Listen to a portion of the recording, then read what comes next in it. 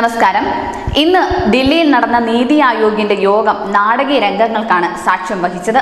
ഈ യോഗം ബഹിഷ്കരിക്കുമെന്ന് പ്രതിപക്ഷ പാർട്ടികൾ ഭരിക്കുന്ന സംസ്ഥാനത്തിലെ മുഖ്യമന്ത്രിമാർ തീരുമാനിച്ചിരുന്നു. എന്നാൽ ബംഗാൾ മുഖ്യമന്ത്രി മമതാ ബാനർജി യോഗത്തിൽ പങ്കെടുത്തു. എന്നാൽ തന്നെ ഈ യോഗത്തിൽ സംസാരിക്കാൻ അനുവദിച്ചില്ലെന്നും താൻ സംസാരിക്കുമ്പോൾ മൈക്ക് ഓഫ് ചെയ്തെന്നും പറഞ്ഞുകൊണ്ട് മമത യോഗം ബഹിഷ്കരിച്ചു. എന്നാൽ അങ്ങനെ സംഭവിച്ചിട്ടില്ല എന്നും മമത സ്വയം ഇറങ്ങിപ്പോവുകയായിരുന്നുവെന്നും കേന്ദ്ര വൃത്തങ്ങൾ പറയുന്നുണ്ട്. മാധ്യമ ശ്രദ്ധ നേടിയെടുക്കുന്നതിനായിട്ടാണ് ഈ നാടകം മമത കളിക്കുന്നതെന്ന് BJPയും ആരോപിച്ചു. News desk news India Malayalam.